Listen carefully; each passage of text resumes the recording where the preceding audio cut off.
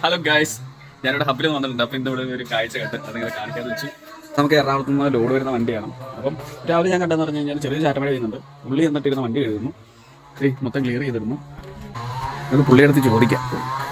Okay, പുള്ളി അവിടെ ഇരുന്ന് വണ്ടി എഴുതുന്നുണ്ട്. ഇപ്പം ചേട്ടാ, ഹായ്, ചേട്ടൻ്റെ പേരെന്തുവാ? എവിടെ താമസിക്കുന്നത്? ഓക്കെ, ഇപ്പം ചെറിയ ഒരു ചാറ്റമഴയിൽ ഈ വണ്ടി കഴിയുന്നതിൻ്റെ ഉദ്ദേശം വണ്ടിയാണ്.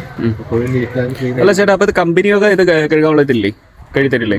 അവിടെ അങ്ങനെ കഴുകാനുള്ള സൗകര്യം ഇല്ല. അത് മാത്രമല്ല, നമ്മളിപ്പോ ഞാൻ കൊണ്ടിരിക്കുന്ന വണ്ടിയിൽ ഇപ്പോഴും ഞാൻ തന്നെ ക്ലീൻ ചെയ്ത് ഇവിടെ ക്യാബിനായാലും അകത്തായാലും പുറത്തായാലും ഇപ്പോഴും ക്ലീൻ ആക്കി ഇടുക എന്നുള്ളത് എൻ്റെ ഈ പ്രശ്നത്തിലാണ്.